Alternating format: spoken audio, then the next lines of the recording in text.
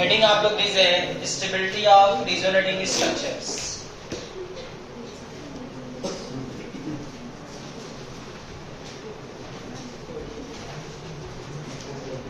Stability of resonating structures.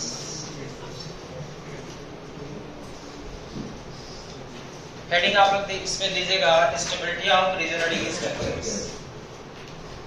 इसमें पहला rule लिखिए, इसमें कुछ इंपॉर्टेंट रूल है वो हम आपको लिखवा देते हैं, उसी को आपको उसी सीक्वेंस में चेक करना रहेगा। तो उसमें पहला रूल लिखिएगा, पहला रूल लिखिए,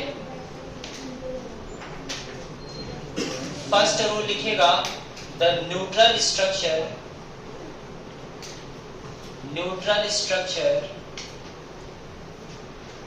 आर मोर स्टेबल,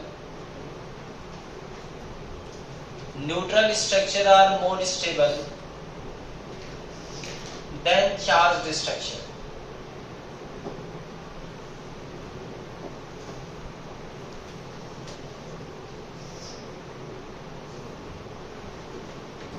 मतलब आपको क्या ध्यान देना है कि जो न्यूट्रल स्ट्रक्चर होगा वो ज्यादा स्टेबल होगा देन चार्ज्ड स्ट्रक्चर। जैसे हम एक एग्जांपल्स देखें, देखिए CH2 डबल बॉन्ड CH और Cl, आप बताइए इसमें रेजोनेंस की कंडीशन है कि नहीं? आप लोगों ने रेजोनेंस पढ़ाई है, तो इसमें रेजोनेंस की कंडीशन है। अगर हम इसका रेजोनेटिंग स्ट्रक्चर बनाए तो कैसा बनेगा? इस पाई बॉन्ड के अल्टरनेट पे लोन पेयर है, कंडीशन है रेजोनेंस की। आप बताइए क्या होगा? ये बॉन्ड टूट जाएगा।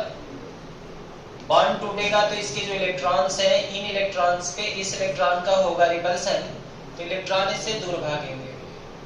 तो यहाँ पे पॉजिटिव चार्ज होगा और एक कार्बन बनेगा इलेक्ट्रोफाइल्स, और ये क्या है बताइए? न्यूक्लियोफाइल्स। न्यूट्रल न्यूक्लियोफाइल और चार्ज इलेक्ट्रोफाइल्स। न्यूक्लियोफाइल अपना एक इलेक्ट्रॉन इसको देगा, एक एक इलेक्ट्रॉन की शेयरिंग करेगा, बॉन्ड की फॉर्मेशन करेगा। ये बन जाएगा CH2CH डबल बॉन्ड Cl, और इस पे चार्ज कैसा आ गया? पॉजिटिव। और इस बॉन्ड के एसिड टूटने से इस कार्बन पे चार्ज कैसा होगा? नेगेटिव। ये मान लीजिए इसका फर्स्ट स्ट्रक्चर है और ये इसका सेकंड स्ट्रक्चर, मतलब रेजोनेटिंग स्ट्रक्चर। आप बताइए दोनों में ज्यादा स्टेबल स्ट्रक्चर कौन सा है? फर्स्ट वाला, क्योंकि वहां पे चार्ज ज्यादा है कि कम है? फर्स्ट वाले में चार्ज है ही नहीं। तो जब फर्स्ट वाले में चार्ज नहीं है तो ये वाला स्ट्रक्चर उस वाले स्ट्रक्चर से ज्यादा स्टेबल होगा। तो यही आपने लिखा है ना कि neutral structure is more stable then charge structure. Note down कर लीजिए, ठीक है? इसको आप लोग बना लीजिए।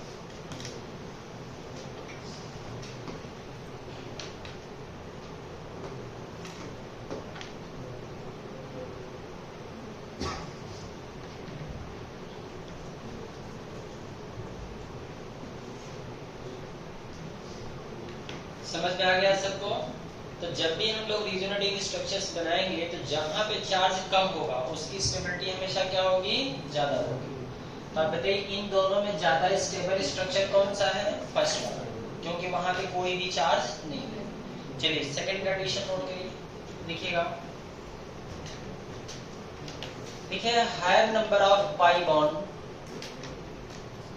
Higher number of pi bond, higher will be stability, higher will be stability, higher will be stability।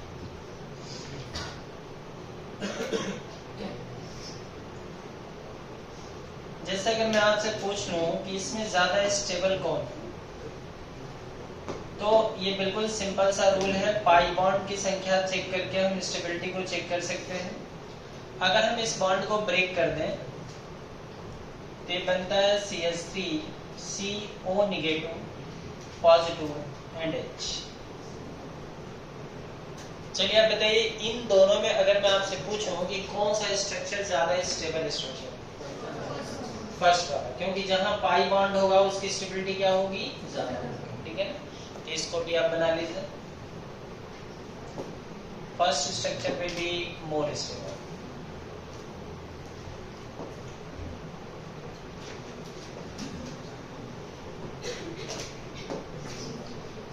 तीसरा नोट करते हैं।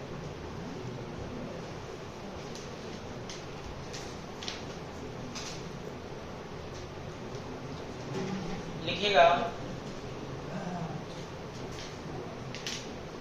Negative charge is more stable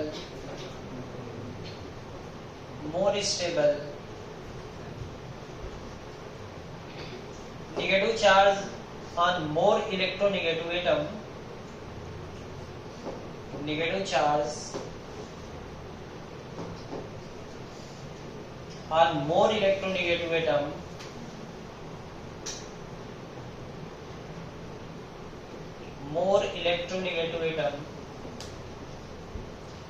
will be more stable.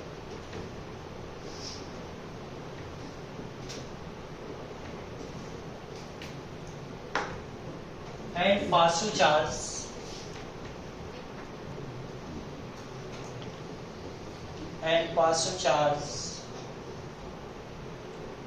on less electronegative atom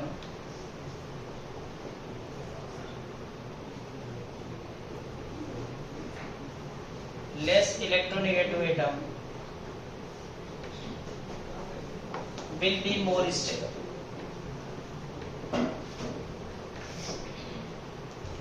देख लीजिए क्या मतलब है इसका कि जिनकी इलेक्ट्रोनेगेटिविटी ज्यादा होगी उनके ऊपर कौन सा चार्ज ज्यादा स्टेबल होगा, नेगेटिव चार्ज। ठीक है, अगर हम पीरियोडिक टेबल में चेक करें, पीरियोडिक टेबल में अगर हम चेक करें तो स्टेबिलिटी ऑफ एनायन अगर चेक करें, एनायन की स्टेबिलिटी ऑफ एनायन, चलिए आप बताइए लेफ्ट राइट जब हम चलते हैं तो कार्बन के बाद क्या आता है, नाइट्रोजन, ऑक्सीजन, फ्लोरीन। कार्बन के नीचे बोलिए सिलिकॉन, जर्मेनियम, टिन और लेड। नाइट्रोजन के नीचे फास्फोरस, आर्सेनिक, एंटीमनी और bismuth. Oxygen, sulphur, selenium, tellurium और polonium. Fluorine, chlorine, bromine, iodine और एस्टेटोन। जब हम लेफ्ट राइट चलते हैं तो लेफ्ट राइट चलते हैं तो आप बताइए इलेक्ट्रोनेगेटिविटी क्या होती है, इंक्रीज होती है। समझ में आ रही चीज, लेफ्ट राइट चलते तो इलेक्ट्रोनेगेटिविटी इंक्रीज होती है तो नेगेटिव चार्ज की स्टेबिलिटी भी इंक्रीज होती है। यानी अगर इन सबके ऊपर नेगेटिव चार्ज हो, कार्बन पे नेगेटिव, नाइट्रोजन पे नेगेटिव, ऑक्सीजन पे नेगेटिव, फ्लोरीन पे नेगेटिव, बताइए कौन सबसे ज्यादा स्टेबल हो, F minus will be more stable. Fluorine पे नेगेटिव, क्लोरीन पे नेगेटिव, ब्रोमीन पे नेगेटिव, आयोडीन पे नेगेटिव, कौन सबसे ज्यादा स्टेबल होगा, आयोडीन।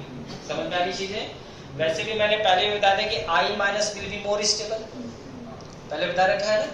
I माइनस क्यों ज्यादा स्टेबल है, क्योंकि यहाँ चार्ज की डेंसिटी कम है, क्योंकि I माइनस की साइज बड़ी है तो लेफ्ट राइट स्टेबिलिटी इसलिए इंक्रीज हो रही क्योंकि इलेक्ट्रोनेगेटिविटी इंक्रीज हो, और टॉप टू बॉटम स्टेबिलिटी इसलिए इंक्रीज हो रही क्योंकि एटम की साइज इंक्रीज हो रही। अलग अलग कारणों से इनकी स्टेबिलिटी इंक्रीज हो रही। तो आपको ध्यान क्या रखना है कि from left to right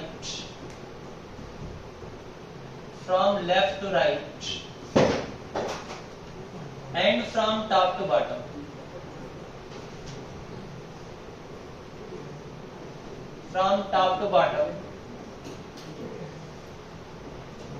the stability of anion increases.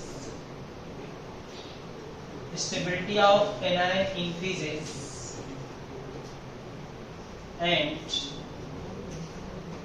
stability of cation decreases.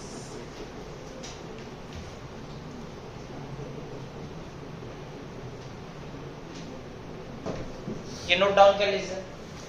Left right चलते हैं तो एनायन की स्टेबिलिटी बढ़ती है, टॉप टू बॉटम भी बढ़ती है, जबकि केटायन की स्टेबिलिटी लेफ्ट राइट और टॉप टू बॉटम घटती है। चलिए आप बताइए O माइनस और N माइनस में कौन ज्यादा स्टेबल होगा, O माइनस ज्यादा स्टेबल होगा।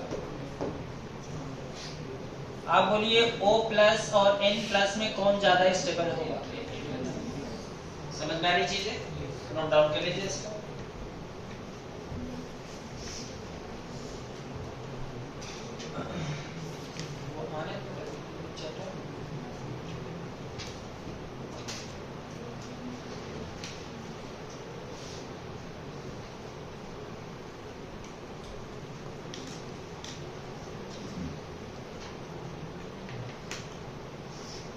नोट कर लिया सबने?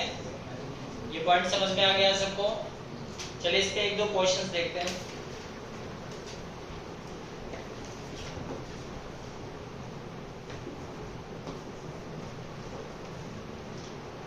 CH3 C double bond O and CH2 minus.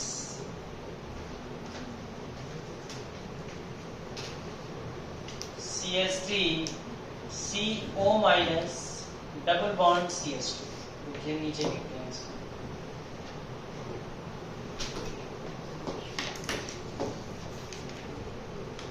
CH3 C double bond O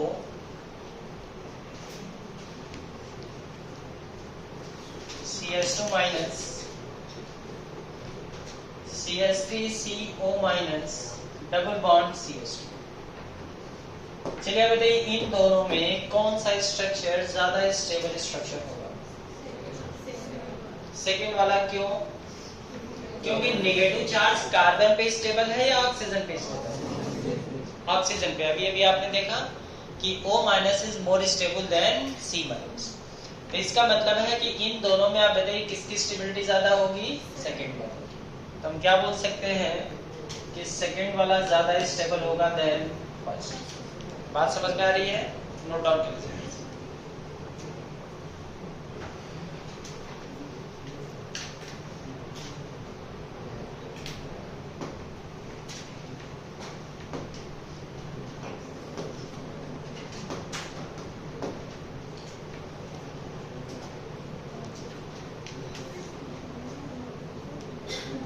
चलिए इसको बताइए।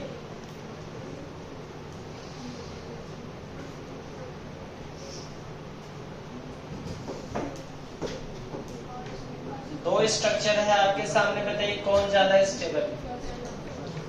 फर्स्ट वाला क्यों ज्यादा स्टेबल है? क्योंकि सल्फर पे नेगेटिव चार्ज ज्यादा स्टेबल होता है। समझ में आ रही चीजें?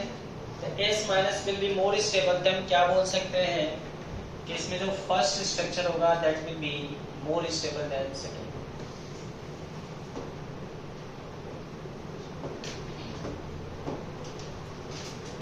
चलिए फोर्थ रूल देखते हैं।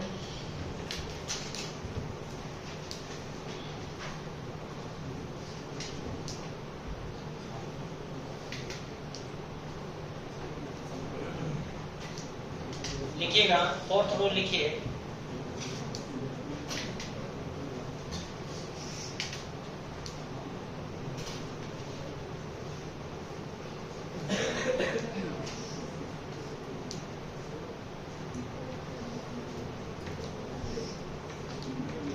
लिखिएगा lesser charge separating structure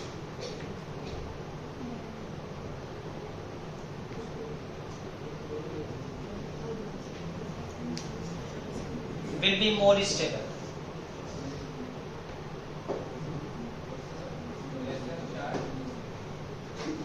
Will be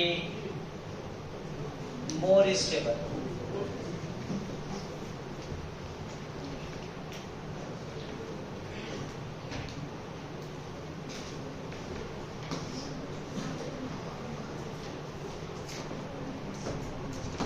statement लिख लीजिए, फिर मैं आपको दिखाता हूँ एग्जाम्पल्स।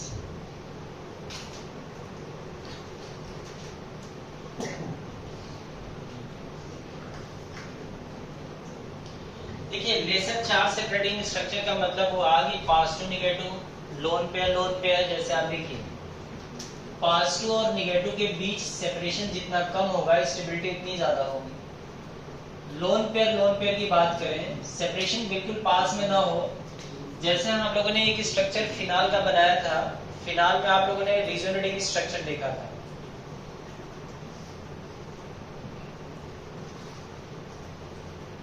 देखिए फिनाल का जो रेजोनेटिंग स्ट्रक्चर बनाया था, इसमें रेजोनेटिंग स्ट्रक्चर कैसे मूव किया था? ऐसे पाई बॉन्ड टूटता है, जब टूटता है तो यहाँ इलेक्ट्रोफाइल का जनरेशन और न्यूक्लियोफाइल इसको एक इलेक्ट्रॉन देकर बॉन्ड की फॉर्मेशन कर लेता है। तो आप बताइए यहाँ पे क्या बन जाता है? Double bond. और इस बॉन्ड के से टूटने से यहाँ नेगेटिव चार्ज, पाई बॉन्ड यहाँ पर है, पाई बॉन्ड यहाँ पर है। आप लोगों ने फिनाल में रेजोनेटिंग स्ट्रक्चर बनाए थे, तो इनिशियली रेजोनेंस इस तरह से रिंग में जाता है, फिर अगला रेजोनेटिंग स्ट्रक्चर कैसा होगा, बॉन्ड ऐसे टूट जाएगा, यहाँ इलेक्ट्रोफाइल है न्यूक्लियोफाइल, इनके बीच बॉन्ड की फॉर्मेशन होगी, यहाँ डबल बॉन्ड बन जाएगा, नेगेटिव चार्ज यहाँ पे होगा और डबल बॉन्ड OH, यहाँ पर भी H लगा है। जब ये अपना एक इलेक्ट्रॉन इसको देगा ऑक्सीजन, तो यहाँ पे पॉजिटिव चार्ज होंगे। इसी तरह से आपने 5 स्ट्रक्चर बनाया है टोटल। अब बताइए इन दोनों में कौन ज्यादा स्टेबल स्ट्रक्चर है, इन दोनों।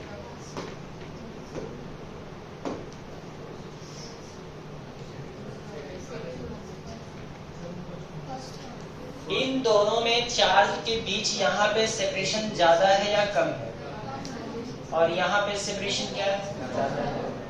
तो आपने क्या लिखा है कि lesser charge separating structure will be more stable. समझ में आ रही चीज है? तो इन दोनों में आप बताइए कि कौन सा स्ट्रक्चर ज्यादा स्टेबल होगा। ये वाला स्ट्रक्चर ज्यादा स्टेबल है, इसको बना लीजिए। समझ में आ रही चीज है? फिर निगेटिव यहाँ पर आएगा अगले रेजोनेटिंग स्ट्रक्चर में, तो उसकी स्टेबिलिटी और इसकी स्टेबिलिटी सेम रहेगी। जैसे अगले मोमेंट पर अगर हम इसका रेजोनेटिंग स्ट्रक्चर बनाए तो ऐसा बनेगा, डबल बॉन्ड OH पॉजिटिव और एक पाई बॉन्ड यहाँ बन गया, नेगेटिव चार्ज यहाँ पे आ गया। तो ये दोनों स्ट्रक्चर, ये वाला स्ट्रक्चर और इस वाले स्ट्रक्चर की स्टेबिलिटी सेम है या डिफरेंट है? सेम हो। समझ में आ रही चीज़? मतलब ये दोनों स्ट्रक्चर की स्टेबिलिटी सेम रहेगी, लेकिन सेकंड में और थर्ड में किसकी स्टेबिलिटी ज्यादा हो जाएगी? पॉइंट समझ में आ रहा है ना? नोट डाउन करें।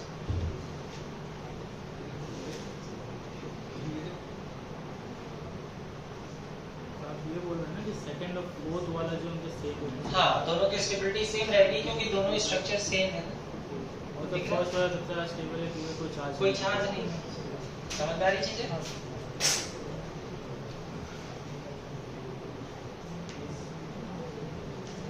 पास टू निगेटिव और पास टू लोन पे, ठीक है ना?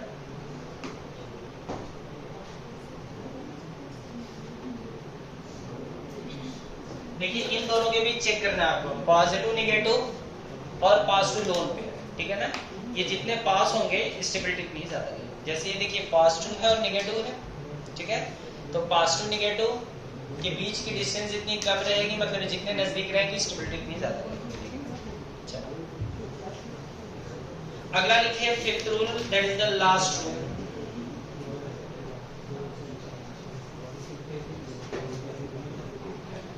लिखिएगा,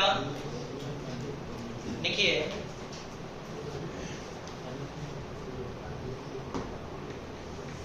अभी क्वेश्चंस भी करेंगे इस पर ना, तो और क्लियरिटी आ जाएगी। क्वेश्चन करेंगे तो अच्छे से समझ में आ जाएगा। अभी तो रूल्स लिखवा रहे हैं। फिर लिखिएगा लाइक चार्जेस। लाइक चार्ज का मतलब होता है सेम चार्ज। लाइक चार्ज मतलब सेम चार्ज, ठीक है? तो like charges at adjacent position, adjacent position, like charges are adjacent position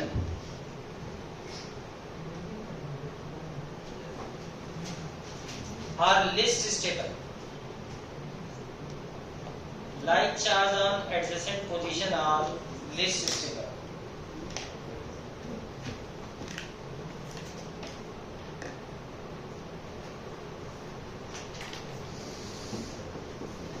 ये तो आपको पहले भी बताया था कि जैसे मान लीजिए एडजेसेंट पोजीशन पे कौन सा चार्ज है, बताइए? Positive charge. अगर पॉजिटिव चार्ज एडजेसेंट पोजीशन पे है तो स्टेबल होगा या अनस्टेबल?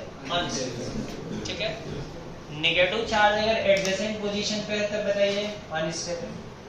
अगर लोन पेयर इलेक्ट्रॉन और लोन पेयर इलेक्ट्रॉन अगर एडजेसेंट पोजीशन पे है तो वो भी क्या होगा? अनस्टेबल। या लोन पेयर और नेगेटिव चार्ज भी है तो वो भी क्या होगा, बताइए? ठीक है ना? नोट डाउन कर लीजिए क्वेश्चन। हाँ जी,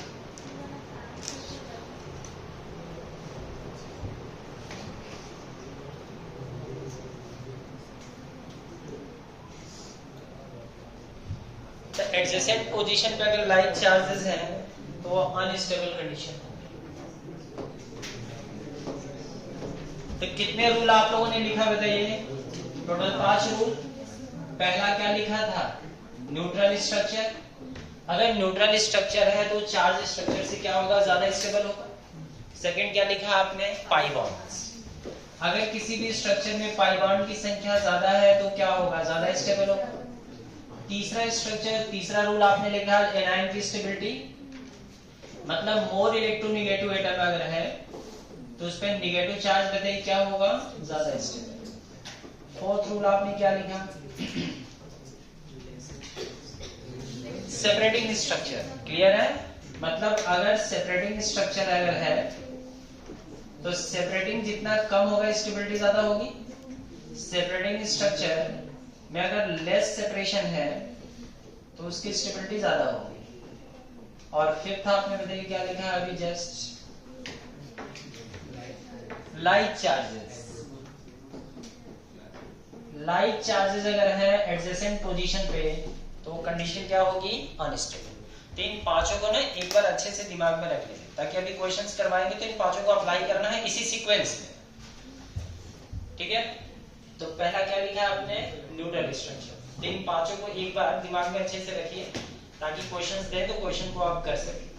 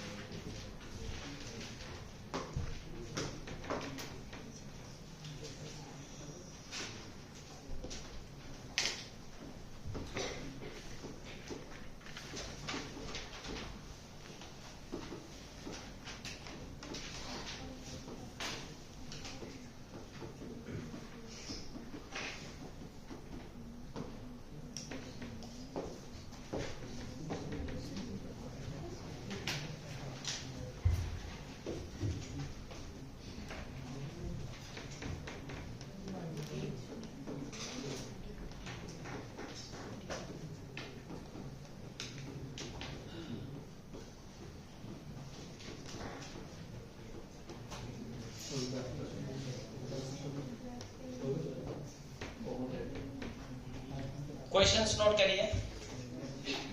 लिखिएगा arrange increasing order of stability.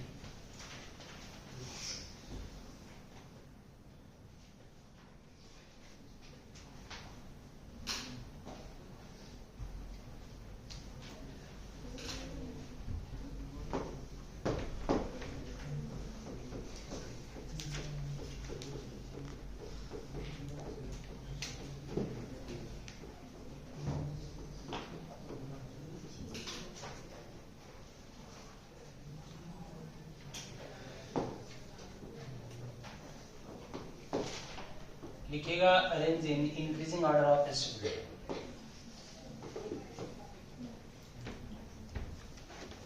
Options note करिए।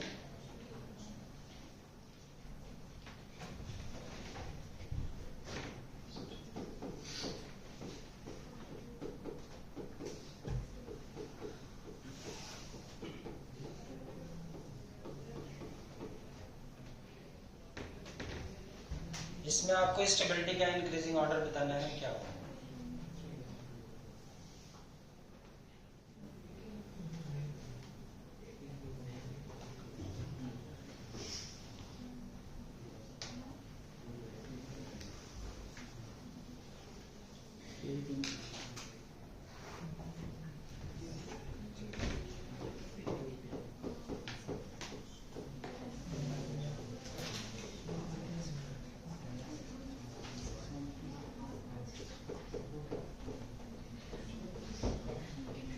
असल में इन पांचों रूल्स को आपको इन चारों ऑप्शंस पे अप्लाई करना है। आपको ये नहीं बताना है कि which one is more stable, आपको ये बताना है कि स्टेबिलिटी का इंक्रीजिंग ऑर्डर क्या है। ठीक है ना? इस चीज को आपको ध्यान में रखते हुए बताना है। तो आप इन पांचों को इसी सीक्वेंस में अप्लाई करेंगे। सीक्वेंस का विशेष ध्यान रखिएगा, इसी सीक्वेंस में करेंगे तभी क्वेश्चंस बन पाएगा।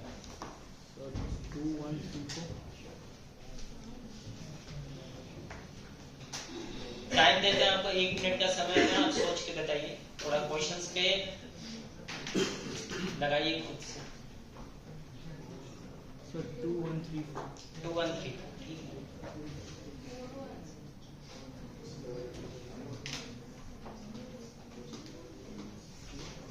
नहीं सर, ऑर्डर ऐसे इंक्रीजिंग बोला था तो 4312 4312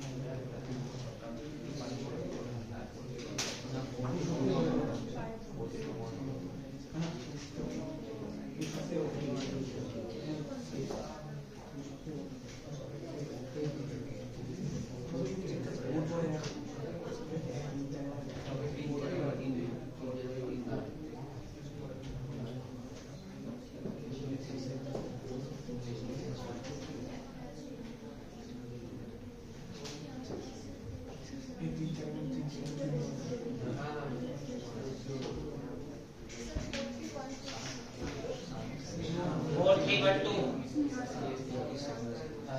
ठीक है, बढ़ता हुआ ऑर्डर ना। और कोई आंसर? चलिए आंसर में आपको नोट करें कि इसका ऑर्डर चेंज कर देना। हाँ, मैं नीचे वाले सर ऐसे करें ठीक, सेम वही। और कोई आंसर? क्वेश्चन पे देखिए, जब तक आप उसको सोच के नहीं करेंगे ना तब तक आपके अंदर इंप्रूवमेंट नहीं है। क्वेश्चन पे थोड़ा टाइम स्पेंड करिए, पहली ही बार टाइम स्पेंड करना है, बार बार नहीं। एक बार अच्छे से टाइम स्पेंड कर लेंगे, समझ में आ जाएगा, फिर दूसरी बार बस रिवाइज करना होगा।